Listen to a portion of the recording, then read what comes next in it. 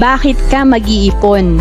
Yan ang una mong itanong sa sarili mo. Pwedeng dahil ayoko nang mabaon sa utang? Pwedeng ayokong magtrabaho for 20 to 30 years na walang ipon. Totoo naman yon na kahit masipag ka, mabait ka, matalino ka, kung hindi ka nag-iipon, kung hindi ka nagtatabi, ay ikaw ay magiging broke pa rin pagtanda mo. Pwedeng ang reason mo ayokong maging pabigat sa pamilya ko pagtanda ko. Mahirap na umasa sa ibang tao. At lalong mahirap din na umasa sa mga anak natin.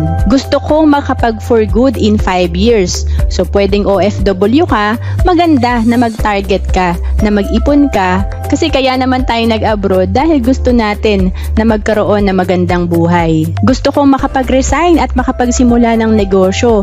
Isa ito sa mga dahilan ko kaya ako nagpursige mag-ipon. Kasi talagang ayokong nagtatrabaho ako ng 8 hours a day at ang hirap talaga magbiyahe. At pwedeng ang reason mo, kagaya ko rin, gusto kong makatulong sa aking mga magulang.